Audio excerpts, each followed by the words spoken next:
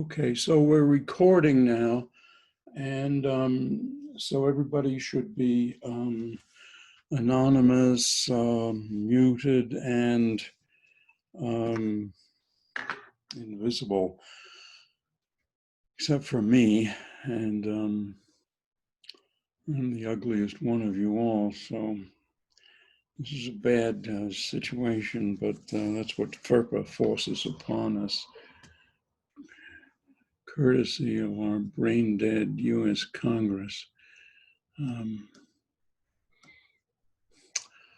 Okay, so what I want to start today is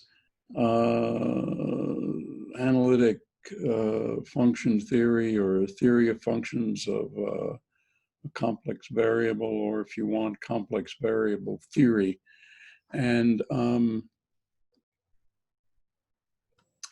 so I've started to write some new examples, and I also wrote some new examples over the last several days. So the examples PDF, I guess this might be a different PDF. I shouldn't have made it a new PDF, but apparently it is. So I'm going to have to label it as PDF2 anyway, or something like that. Anyway, let's get on with the business here.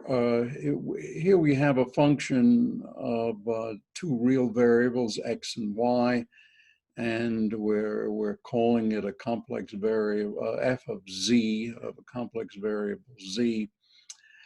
And we say it's differentiable at z if this limit exists and is independent of the direction according to which the point z prime approaches z. So in other words, this ratio here, the limit of this ratio has to be the same and is simply what we call the derivative of f at z, or f prime of z, no matter how z prime approaches z. And if we say that that's the definition of f, the function f of x and y being differentiable as a function of the complex variable z at the point z. Now, the function, we say that the function, if the function is differentiable in a small disk around a point z0, then we say that f of z is analytic at z0. Another term is holomorphic.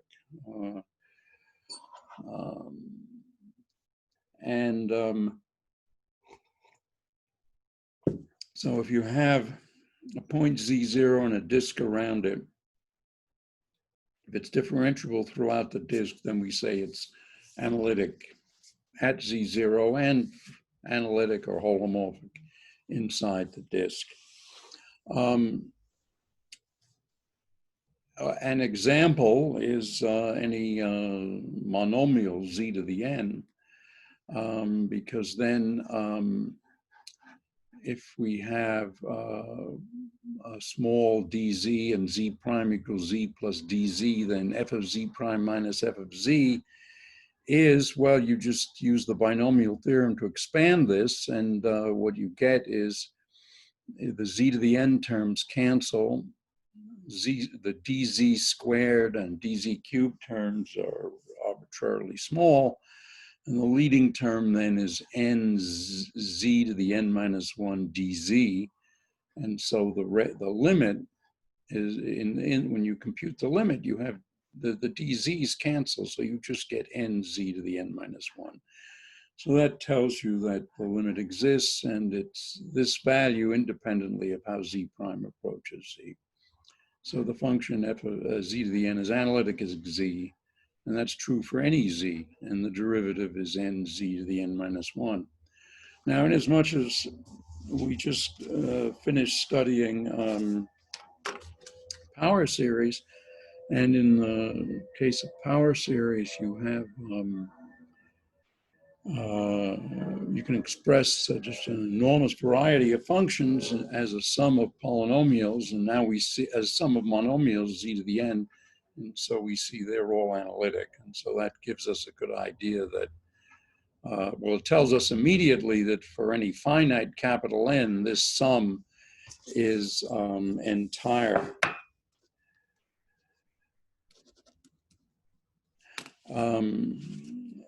Entire meaning that it's analytic everywhere or holomorphic everywhere.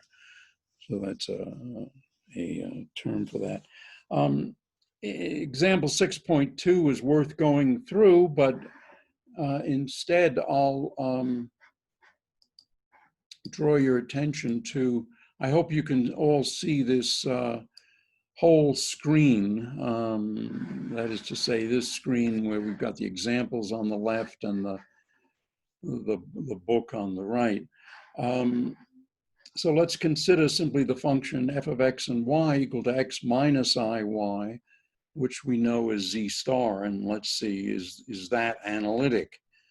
And so what we're going to do is we're going to compute its derivative at x at the origin. First, by approaching the origin along the x-axis, and then by approaching the origin along the y-axis. Along the x-axis, we have f of epsilon is 0, and that is just epsilon, because x is equal to epsilon. So this is just epsilon. This is just the limit of 1, which is 1. If instead we do the imaginary axis, then f of 0 and epsilon is minus I epsilon. We divide by I epsilon, which is the value of, I guess, dy, if you want. These cancel and we get minus 1. So obviously it's not an analytic function at the origin. In fact, it's not an analytic function anywhere. Now,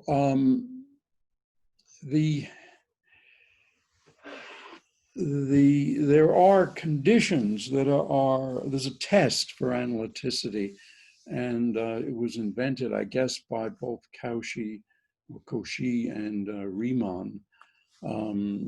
And this test is called the Cauchy or Riemann conditions. And so what we do is we write a function of two variables, x and y, as its real part plus I times its imaginary part, u and v real. And if it's analytic, then df is f prime of z dz. And so what is df? Well, df is partial u partial x plus I partial v partial x times dx. And that's got to be f prime of z dx. I'm doing this part of the textbook, but in a little more detail. Equivalently, if we move in the y direction, then the change in the function f is partial u partial y plus I partial v partial y, all that times dy. And that has to be f prime of z times dz. And remember, it's dz here, and dz is I dy. So here, dz was just dx. In both cases, this is df, if we move along the x-axis, and if we move along the y-axis, this is df, f being u plus iv. On the other hand, if the function's analytic, then df has to be some f prime of z times dz, whatever dz is. And along the x-axis, dz is dx. Along the y-axis, dz is I dy. So what do we have from this?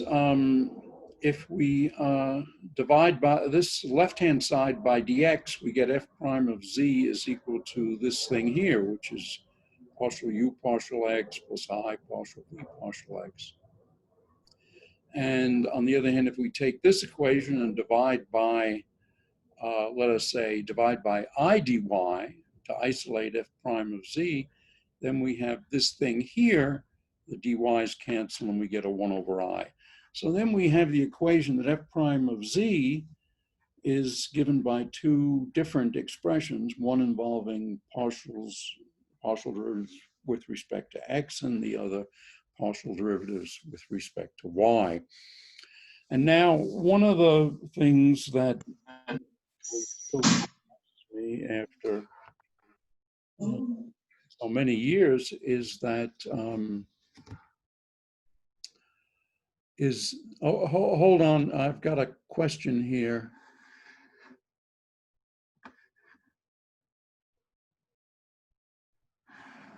Okay, over here, dz is the change in z. Z is x plus iy. So maybe I should have added that there. If I do add it, let's just see if I can do that on the fly here.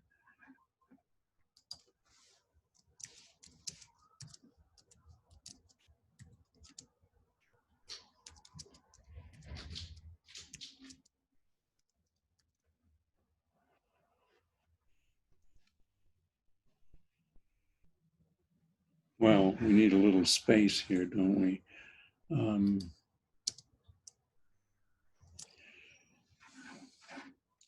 So dz is dx plus I dy, z being x plus iy. And so the whole idea of analyticity is that you can take this derivative. This derivative, it's the change in f, so that the numerator is df, the denominator is dz, and dz can go any direction. Okay, all right. So I'm afraid I talked too long about that. But anyway, all right, good questions. Keep asking questions. So one thing that keeps surprising me every now and then is that if we're talking about complex functions of a complex variable, or just complex valued functions of two real variables, two or more real variables, whenever you have an equation, you actually have two real equations. So this equation here says that the real part of the left-hand side is equal to the real part of the right-hand side. Well, the i's cancel here, and you get partial u, partial x is partial v, partial y. And notice that there's an awful lot of writing in this expression. And the actual information is that it's a derivative of u with respect to x. And there's an abbreviation for that that's really quite nice. It's just u sub x. And the partial of v with respect to y is just v sub y. And so that's what the real part of this complex equation tells us. Now, the imaginary part tells us that I times v of x is equal to 1 over I times partial u partial y. But bringing the I up into the numerator gives us a minus sign, and so we get partial v partial x is minus partial u partial y, or more succinctly, v sub x is minus u sub y. And those are the Cauchy-Riemann conditions, and they are they're quite useful, and they're a lot more efficient than going through the song and dance here or the song and dance in examples 6.1 and 6.2, which I encourage you to look at, but they're that's a long song and dance. So here are the Cauchy-Riemann conditions again, and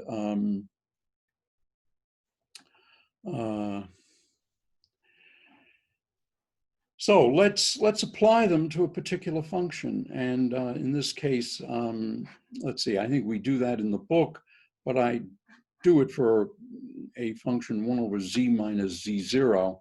And what we find is that they obey the Cauchy-Riemann conditions except at a particular point, namely z0, where you've got where the quantity is infinite. This thing, by the way, is called a pole. We say f of z has a pole at z0.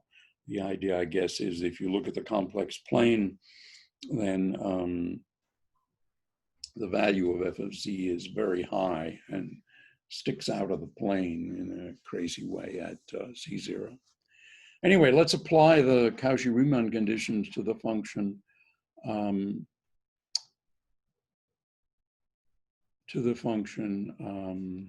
x squared minus y squared. Well, here the real part is x squared minus y squared. On the other hand, v is 0, so we have two equations that are just very simple, and they tell us that the Cauchy-Riemann conditions then would be u sub x, well, that's 2x, v sub y, well, v is 0, so that's 0. V sub x is 0, minus u sub y, well, u is minus y squared, minus u sub y is 2y, and so both of these equations are incorrect, and so the function is not analytic, and not differentiable anywhere except possibly at the origin, but let's not focus on that. So those are the Cauchy-Riemann conditions. Now what I want to turn to is one of the really important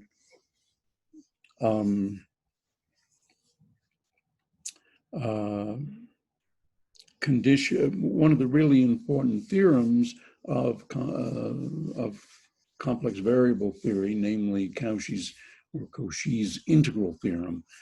And what we're going to do, hold on now,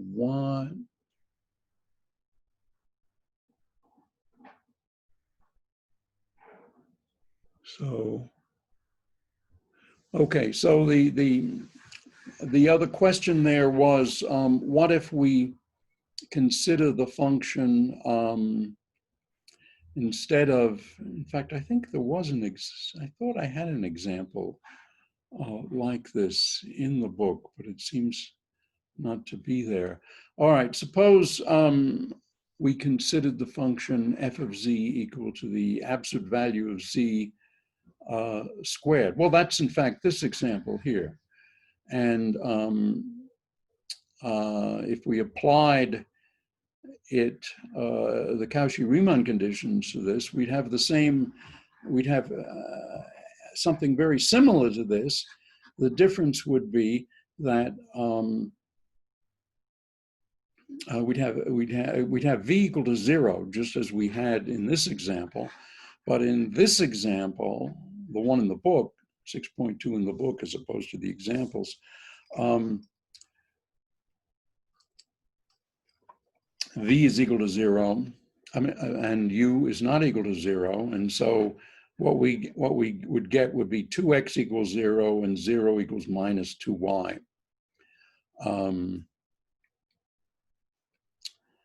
Because we'd have this would be minus partial u partial y, and so if this were a plus, then this would be a minus here. And obviously it's not analytic. So so what you see is that this example here is vastly simpler if you use the Cauchy-Riemann conditions rather than the definition of analyticity.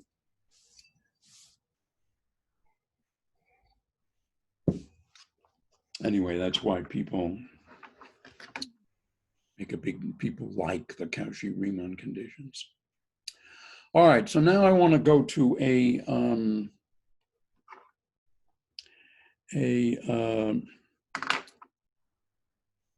example here, and the example's in the book, but I think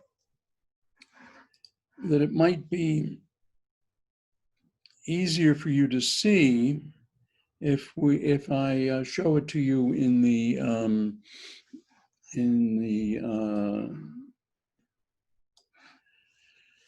using the iPad, because I just made this little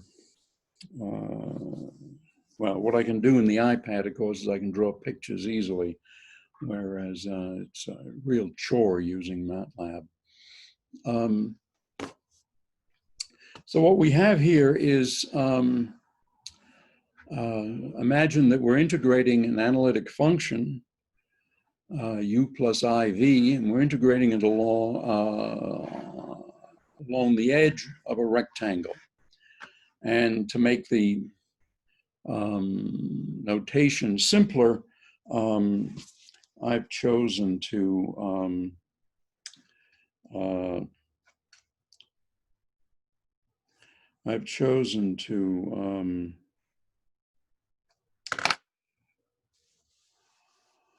put one corner of the rectangle at the origin of coordinates over here. And so it's a rectangle of length L and height H. And so what I'm going to do is we're going to do an integral of the function f of z, which is u plus iv. In fact, maybe I should just say what that is. So let me just make it a little bit clearer here. I'll say here f of z, f of x plus iy, f of x plus y, which is f of z, is equal to u of x and y plus iv of x and y. And we're assuming that this obeys the Cauchy-Riemann conditions. This is an analytic function, and we're going to integrate it along the perimeter of the rectangle. And so what do we have? Well, the first leg is has y equal to 0, so we put y here equal to 0, and we integrate from 0 to L dx along here, u of x and 0 plus iv of x and 0. Then I want to do the rest of the x integral. Will be we're going to integrate backwards here. So here we're going forward, up, backwards, down. And so we have minus dx integrated from 0 to L, u of x and h plus iv of x and h. And on the other hand, we also over here, we're integrating in the y direction. But remember, we're integrating dz, not dy. So dz is I dy. We go up from 0 to h dy, u of L and y plus iv of L and y. L because we're at this edge of the rectangle. And then we come over here and go do the down leg. And the down leg is going to be minus I dy because dz is going down. And u and v are evaluated at x equal to 0. So we're integrating dy u of 0 y plus iv of 0 y. So that's what our whole integral is. The whole integral here of f of x and y integrated around the rectangle. We call that f of z dz around the rectangle. And there's a notation in complex variable theory where you have an integral sign with a little O, a little circle in the middle, and that means you're doing an integral that comes back to the same point. And in LaTeX, it's just backslash O int, and that gives you this nice integral sign. So what's the real part of this whole thing? Well, we look at these four integrals and we just pull out the real part. So the real part of the first one is just this thing here. On the other hand, up here, the real part is the same thing, but at h and with a minus signs. So we have this thing here. Now, what's the rest of it? Well, here, I times I is -1, and so we have minus the integral dy of v of L and y from this term. And then over here, minus I times I is a plus sign, which is the same as two minus signs. And so we have the integral of v of 0 y from 0 to h dy. So that's basically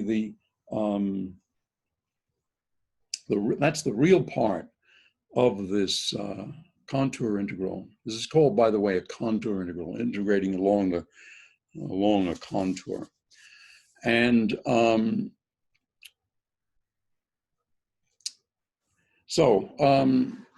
this is that. And now what is that? Well, u of x and 0 minus u of x and h, well, that is minus the integral of the y derivative of u evaluated at x and y integrated from 0 to h, and it's a minus sign because the h part has a minus sign in front of it.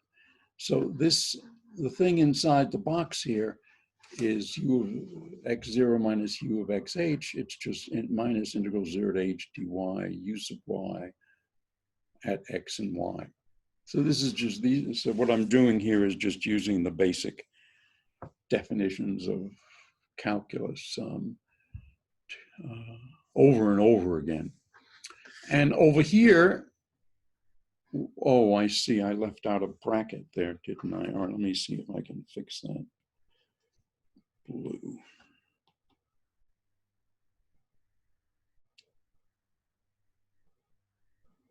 Oh God, I'm screwing it up.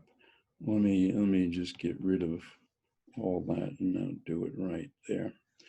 Okay, so if we take this part, then what's inside the brackets is just integral 0 to L dx v sub x at v sub x,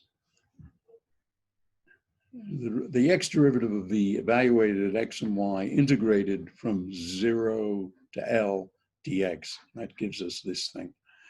So now we put it all together and we get this term. So this real part of the contour integral over a closed contour around the edges of the rectangle, we have 0 to L dx, but then this thing is 0 to h dy. We've got an extra minus sign and we've got u sub y of x and y. Then the other part of the real part is this thing, which is minus the, we integrate, this thing gives us integral 0 to L dx. This gives us minus integral 0 to h dy. So that's this. And then what's left is v sub x of xy. On the other hand, if we look at the Cauchy-Riemann conditions, we see that v sub x is minus u sub y. And so when we add these two terms together, notice that you've got a common minus sign, you're integrating over the same area, and you have u sub y plus v sub x. But v sub x is minus u sub y, so this whole thing is 0. So what we see then is that the real part of the contour integral along the edges of this rectangle vanishes. So the real part of the contour integral vanishes. So that's half the theorem. The other half of the theorem is to see, well, what about the imaginary part? And so to figure out the imaginary part, I guess I'll try to maybe, well, I don't know, there's just no space to do that. The imaginary part then of the contour integral, well, it's going to be the integral of the imaginary part along the bottom side of the rectangle from 0 to L, and then backwards along the top side of the integral, of the rectangle, and then the real part of the integral up the right-hand side of the rectangle and then down the left-hand side. So this actually is simpler. And on the other hand, this thing here, which is that, is then equal to minus the integral 0 to h dy of the partial of v with respect to y, and integrated from 0 to y. So again, it's the integral over the area of the rectangle, an overall minus sign, and a v sub y. On the other hand, this one, we have an integral in the vertical direction, and then we have u of L and y minus u of 0 and y. Well, that's the integral dx of u sub x, the x derivative of u evaluated at x and y, and integrated from 0 to L. And so once again, we have an integral over the area of the rectangle. And now we have the difference then between u sub x and v sub y. But the Cauchy-Riemann condition was u sub x is v sub y. So the difference of the two is 0. So now we've shown that the imaginary part of the contour integral along the edges of an arbitrary rectangle are 0. And so that's this, the Cauchy, that tells us then that the imaginary part of the contour integral around the rectangle vanishes. Now, you might say, well, what if, is there anything special about this? Well, the rectangle had an arbitrary length, an arbitrary height. The only unarbitrary thing was that one corner was at the origin and I went in the x and y directions. But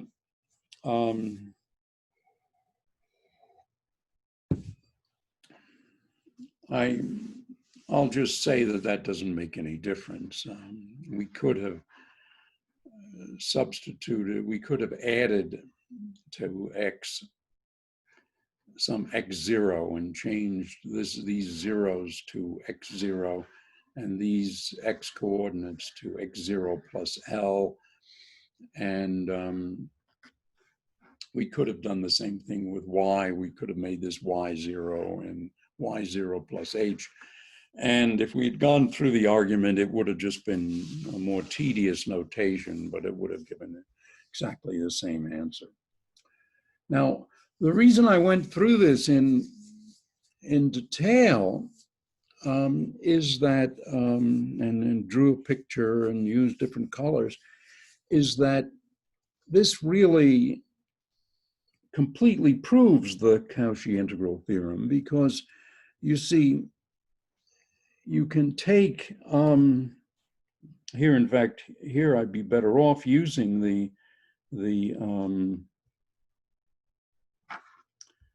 iPad to just show you what I mean. So let me go with black for the moment. And you see what we've shown here is that the integral around any particular rectangle vanishes, so that's going to be 0. But now suppose we've got some contour that looks like this, and I mean to have a smooth, correct connection there, okay? In fact, just to make it perfectly clear, I will, oh shit, well,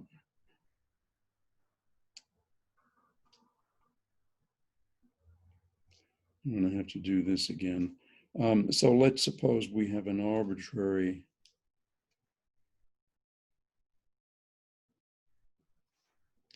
all right, that's the best I can do. Suppose that's our contour. So we're integrating some function. We're doing an integral along this contour, and this contour we're going to call C of f of z dz. And what can we do? What we can do, of course, is we can just add a lot of rectangles in here. Imagine that that's actually a, oh Jesus, actually is a rectangle. And we can add another rectangle here that goes, say, up to here and over to there and then down. And then another one that goes over, say, to here and then over to here, say, and then up. And so this one's going up, but on the other hand, on the other side, it's going down. And we're going this way and that way. And we have both like that. So what we can do is continue to add rectangles here.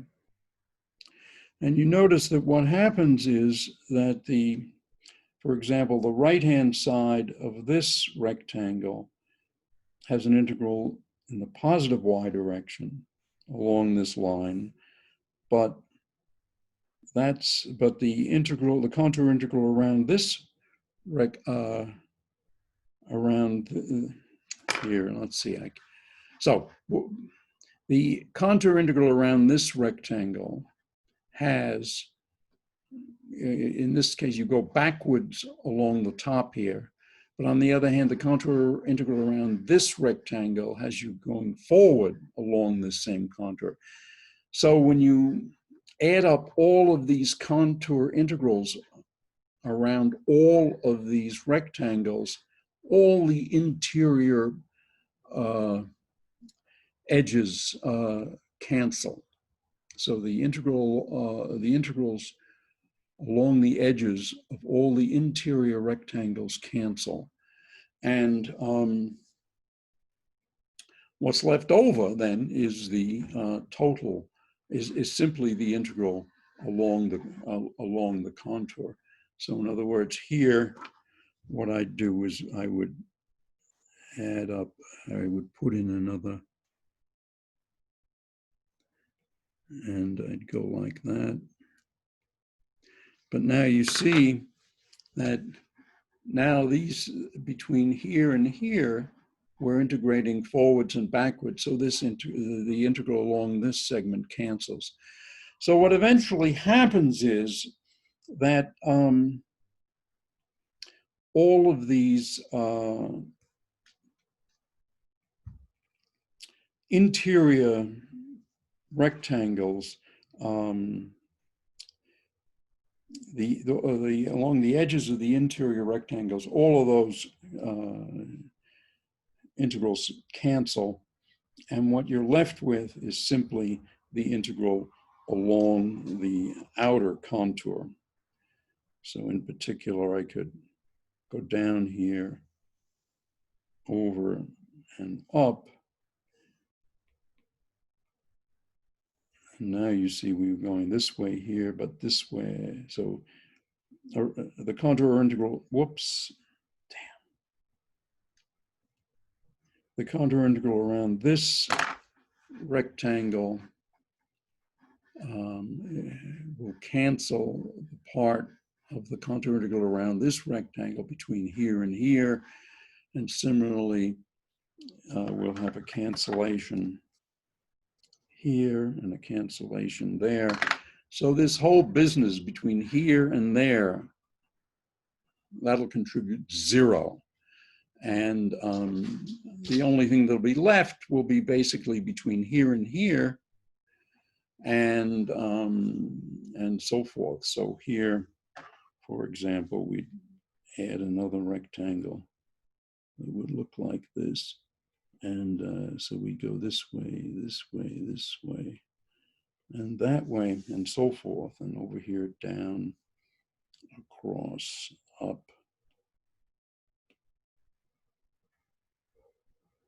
But of course, we're going both ways there.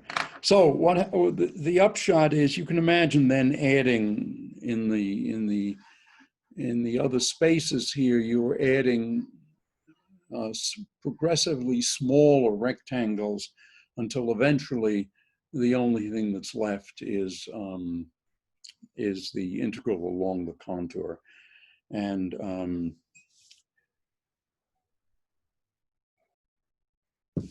in the limit, that's just the same as the integral along this contour C. And so that's actually, and so what we get then is that this, in fact, is equal to 0.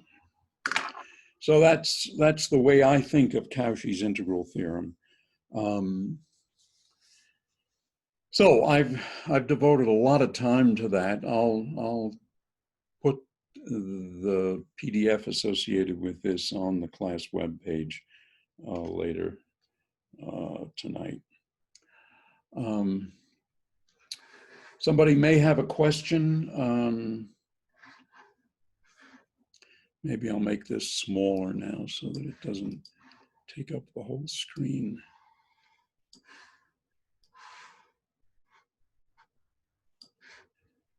So basically, that's Cauchy's, the book version. It looks like this. And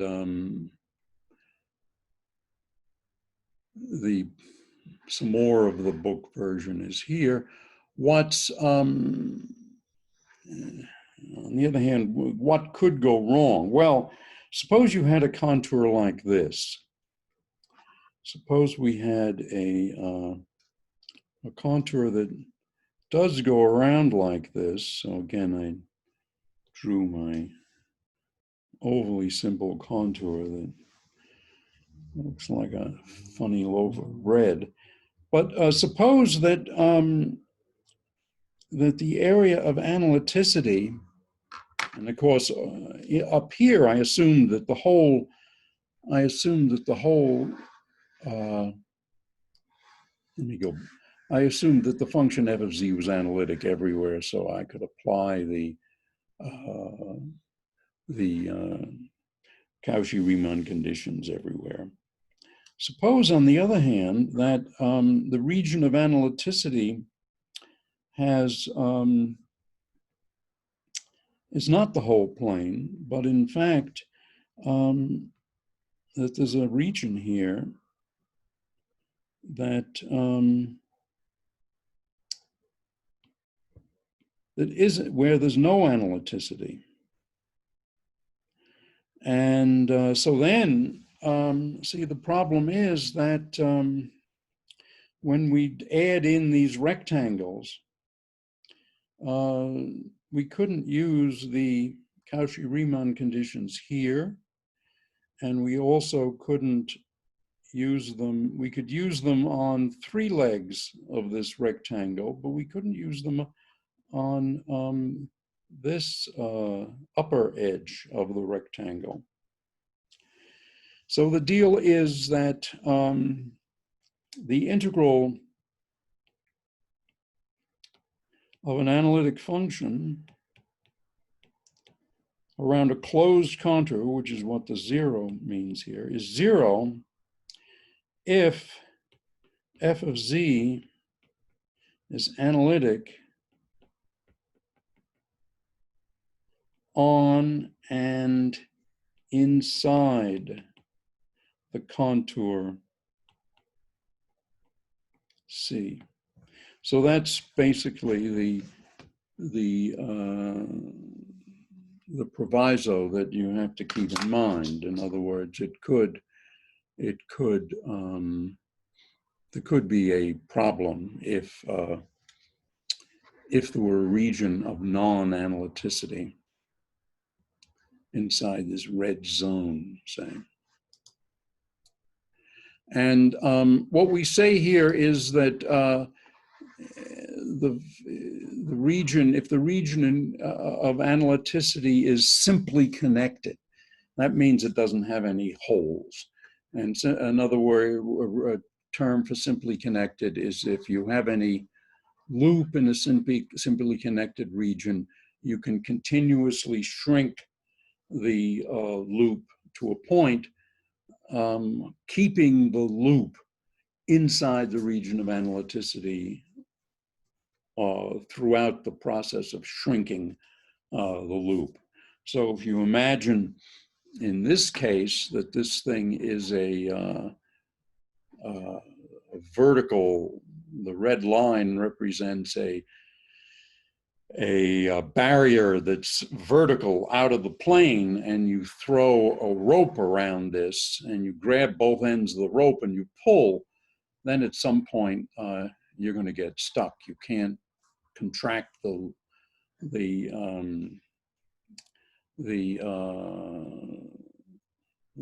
rope to a point. Whereas in this earlier version, where the whole region was a region of analyticity, you could take an arbitrary, put a rope in an arbitrary loop here, and then you could draw the rope in, and it would stay within the region of analyticity. So that's the proviso. So there are other examples here of analyticity. One example is a tiny circle. So if f is an analytic function and we have a really tiny circle, then we should be able to write f of z as f of z0 plus z minus z0 times f prime of z0. And then dz, since we'd say z would be z0 plus epsilon e to the I theta, dz, which is z minus z0, would then be epsilon e to the I theta, and dz would be I epsilon e to the I theta d theta, because we'd just be integrating in this little circle here, d theta, from 0 to 2 pi. And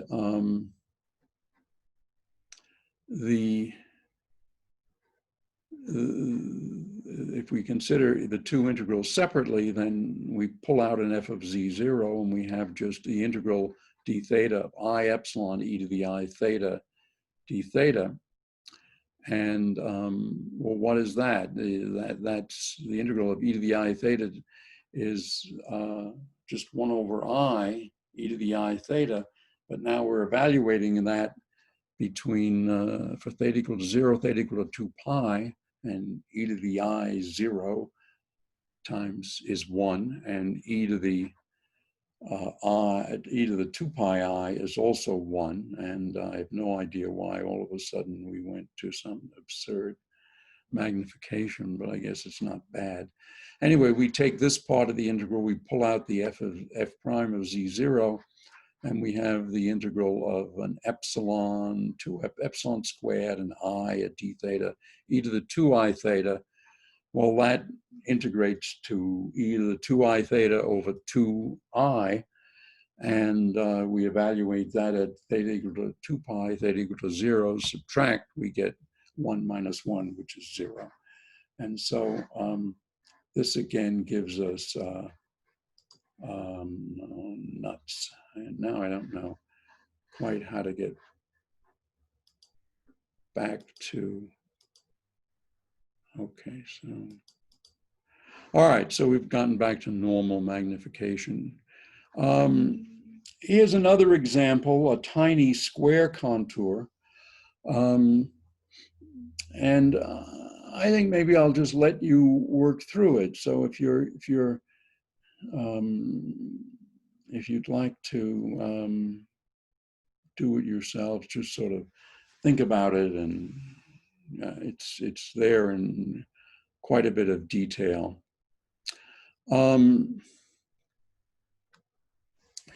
Now, so let's jump over that example, and if you want, I'll do it tomorrow in the 468 class. Suppose the function f of z is analytic in a simply connected region R, and we have two contours, C and C prime, that lie inside R. And well, here once again, I was doing things. So we have here a region. Let's suppose this is our region. I can never make these guys meet. There is our region R, and it's simply connected, as you can see. And so we have f of z is analytic inside here, and we imagine that we have two contours going from, let us say, z1, which is here, to z2, which is, let us say, there, and one contour. Now, what the hell happened there? All right, now,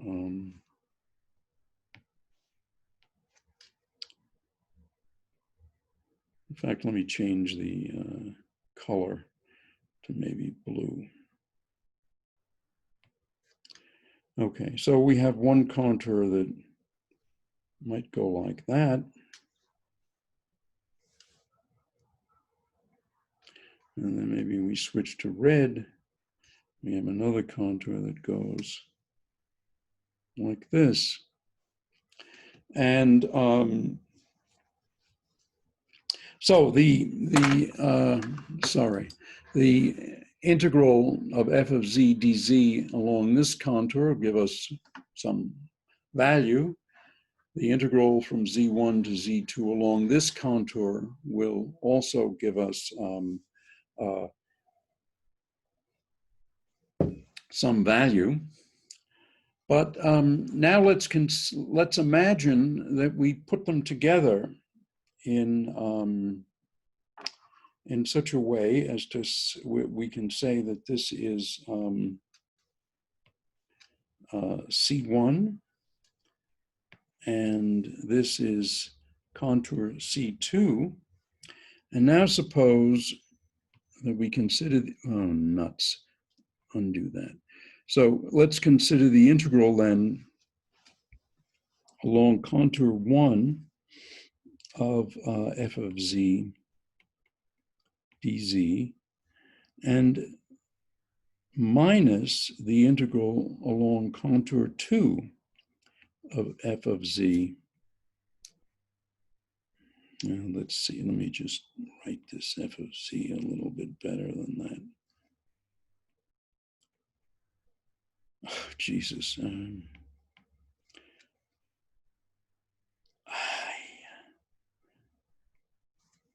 All right, f of z dz. And so what is that? Well, that's the integral then up along here, and then it's minus this integral. But if we do minus this integral, that's equivalent to going from here back to there. So the sum of the two together is simply, God, what is going on here? Is the integral from z1 to z1 of f of z dz, and that's got to be 0. So what that tells us is that if we have an integral, if we have a region of analyticity that's simply connected, in other words, it's analytic at every point inside this contour here. Then the integral, the line integral along a contour from Z1 to Z2 along one contour is the same as the integral from Z1 to Z2 along any other contour, as long as all the contours are inside the region of analyticity, which again is simply connected, no holes or traps or anything. So that's a consequence of Cauchy's integral theorem. And in fact, one of the attractive things about complex variable theory is that in a sense, there's essentially just one theorem, Cauchy's integral theorem, and almost everything can be derived from it. Or if you want, there's one definition. What's the definition of analyticity? And from that, everything follows.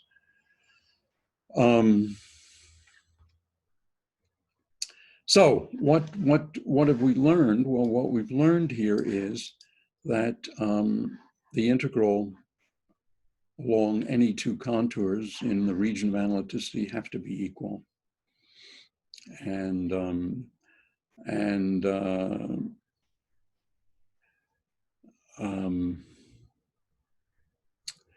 I guess the proof in the book went the opposite way, but anyway, I think we're happy with it like this.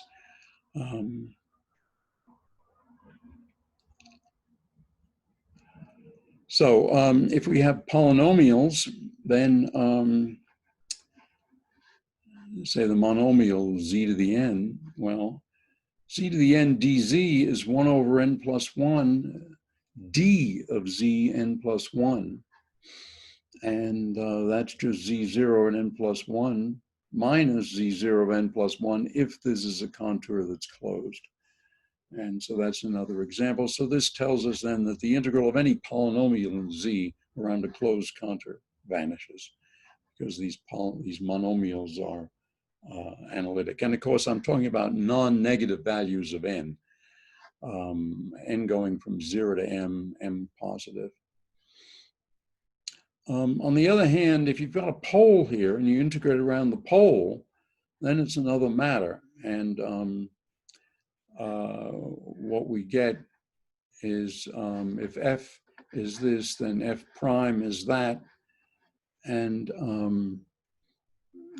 the region here is not simply connected because it's the derivative is infinite at the point C0. All right, now, any questions? I haven't seen any questions. All right, we've got enough time to do Cauchy's integral formula, which is, again, a direct result of the Cauchy's integral theorem. So what we imagine then is we're doing this following integral. So we imagine we have a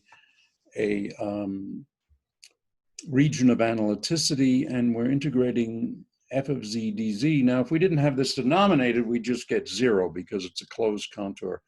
What we imagine that we're doing here is we're going to integrate along a loop, a circle of radius epsilon around the point z0.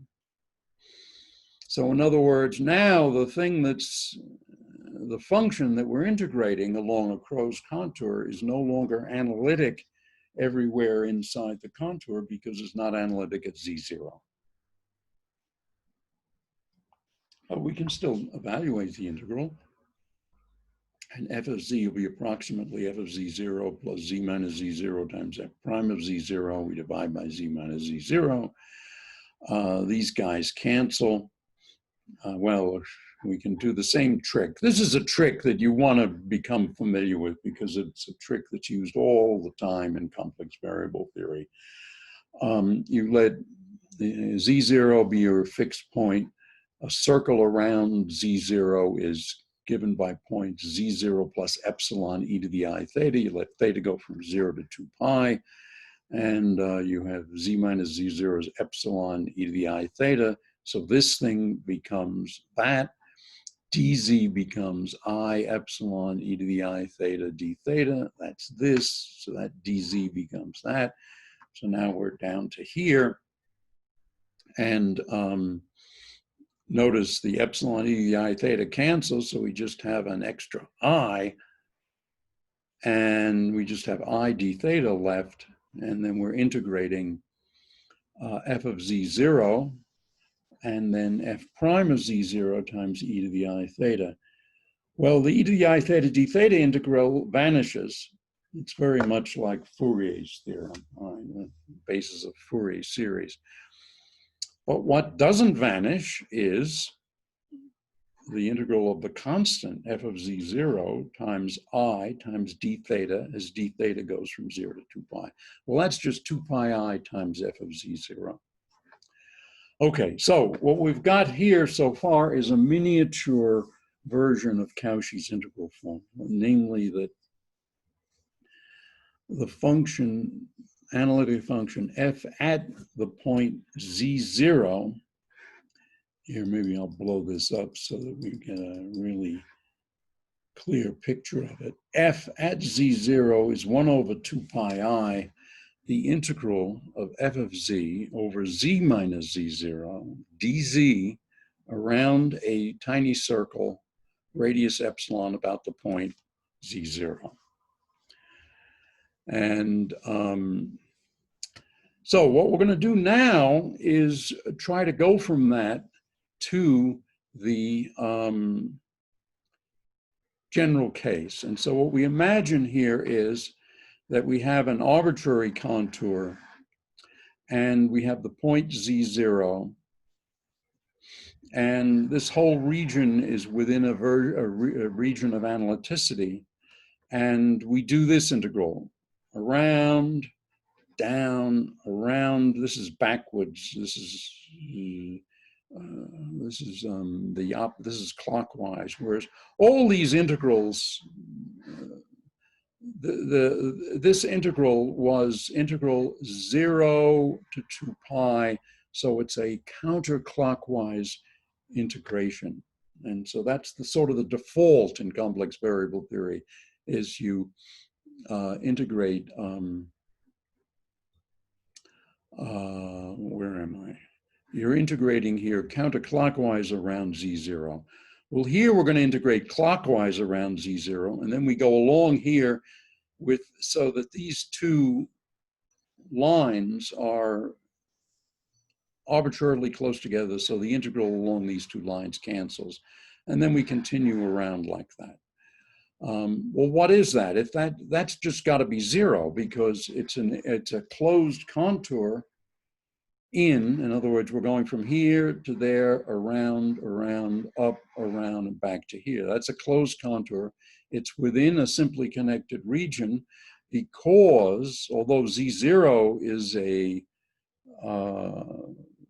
point in which the ratio, we're integrating the ratio, remember, the ratio is not analytic at z0, still what we can do is we can pull this part around, and we can pull this part around, and we can shrink the whole thing to 0. So the region, the simply connected region of analyticity, does not contain the point z0.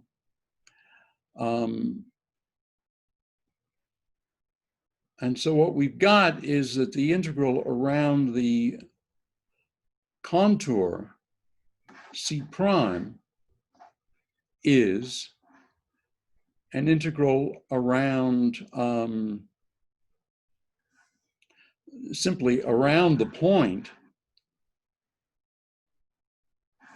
minus the integral around.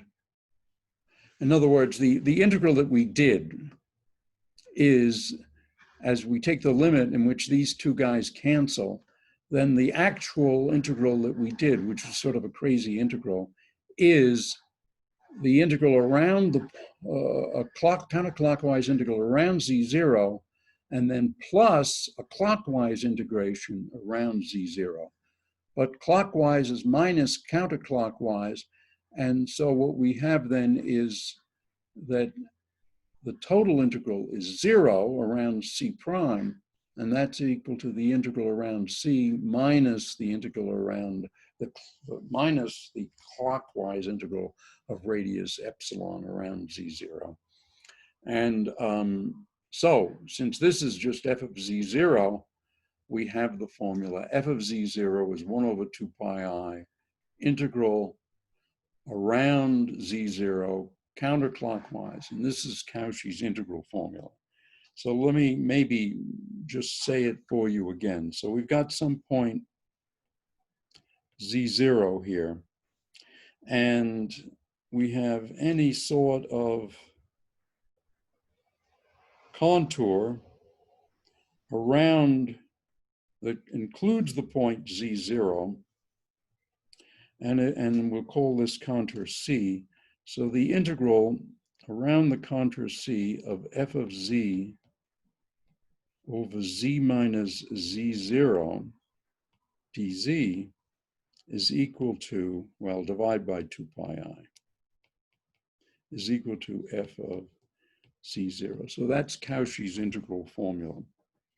And the way you derive it in this particular case is you say that the integral along the contour C prime, which is, let us say, this contour, and then, so the C prime contour will look like this. You'll add in this around this way, back. And then, I don't know quite how I can use the eraser to just erase this itty bitty part here. All right, so let me do that. Shit. All right, it blows the whole thing away. Maybe I can undo it. What do you know? Okay, so in other words, the integral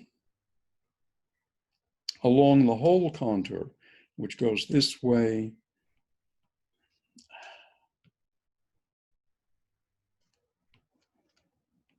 this way, that way, this way, that way, and so forth, that integral is 0. But that's equal to, so 0 is the, oh, good gracious.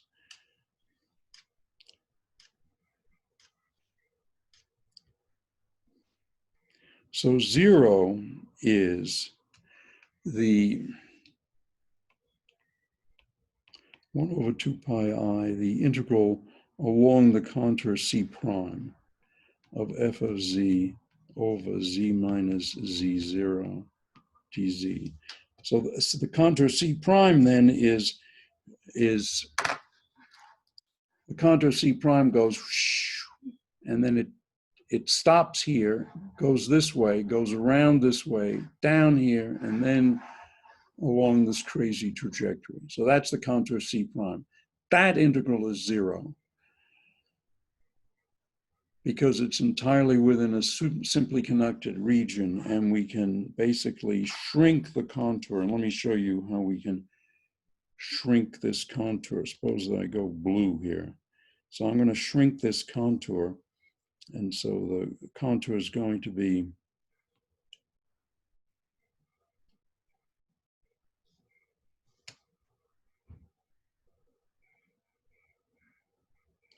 so you see I've shrunk it somewhat, and then I can shrink it further until it's nothing more than a contour like that. So that gives you 0.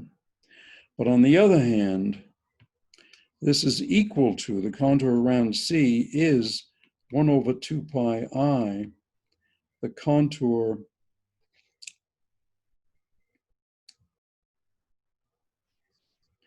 all right, let me, so in other words, the contour around C is 0. This is the contour around C prime, then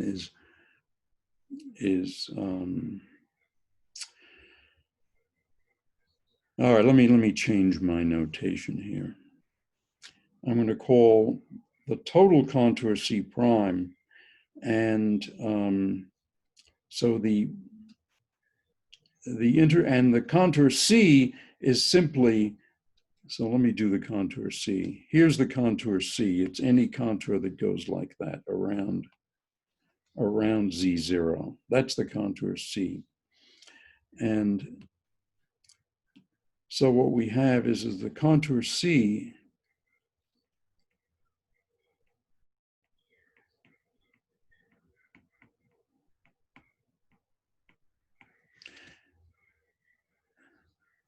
no, it's the contour C prime is 0, but the contour C prime is 1 over 2 pi I contour C f of z z minus z dz minus 1 over 2 pi I the integral of radius epsilon f of z minus z0 dz. So in other words, the total integral, the integral along the contour C prime, which I can shrink to simply this, to a point, in fact, that's 0. But that has two parts. It's the integral around the point z0 minus the counterclockwise integral of radius epsilon around z0. So that says that that 0 is equal to 1 over 2 pi I integral around c f of z over z minus z0 dz. This thing is minus f of z0. So we have Cauchy's integral theorem, which is f of z0 is 1 over 2 pi I integral around the contour around the point z0 f of z dz over z minus z0. So this is Cauchy's integral theorem. Let's see what yellow looks like. I put this in a yellow box. Okay, we've only got 3 minutes left. Is there a question? We haven't had a question in quite a while. The chat function is available. So what we've done today, in a sense, is the essence of complex variable theory. The rest of it is basically just applications of these formulas. And in fact, an immediate application, once we have Cauchy's integral formula,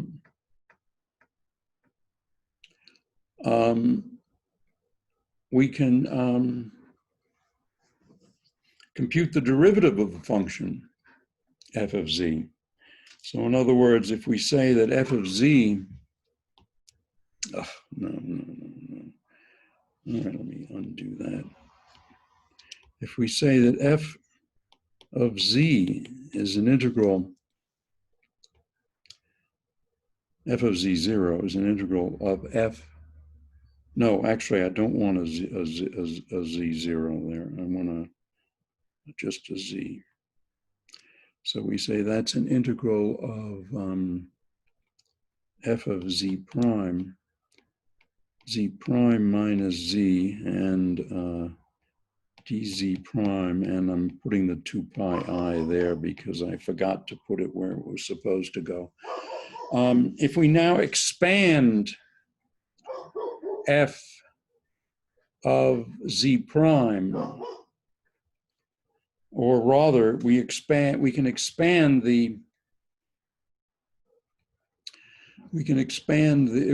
differentiate f of z. So in other words, we say, well, oh God, what is going on here? We say the derivative of f of z is, well, let's use this formula here. It's f of z plus dz minus f of z over dz. Well, we just take this same expression here, and what we have then is that this is an integral of, again, f of z prime. And now what we'll have here is 1 over z prime minus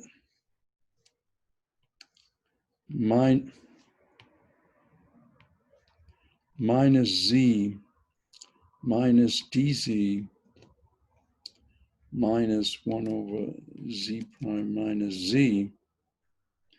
And again, I got the 2 pi I in the wrong place, but I'm gradually moving it over where it has to go, dz prime. And now, if we just rationalize these denominators, this is then 1 over 2 pi I integral f of z prime, and then we would have z prime minus z minus z prime minus z minus dz over z prime minus z minus dz z prime minus z. So we've got this expression here, and we take the limit dz,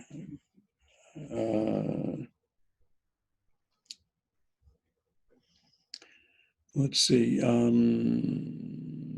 am I doing here? Right, we have to divide by dz, because this is f of z minus f of z plus dz minus f of z. And so everything cancels except for the dz, and that cancels that dz. And so this is dz prime dz. And so this is 1 over 2 pi I integral f of z prime, and this is then z prime minus z, and the limit of dz going to 0, dz prime. And so that is this equation here. F of z prime is 1 over 2 pi I dz prime, f of z prime over z prime minus z squared. So what you see is that's the first derivative. You can differentiate again, and so on and so forth. The nth derivative is this. So this is really quite remarkable that just all kinds of things, of theorems fall out, and that's why people are often fascinated by complex variable theory. And I think some people are overly fascinated by complex variable theory. Anyway, we're over time, so I'm going to stop and apologize for going 3 minutes over time. Is there a final question, or shall I just stop the recording? I don't see any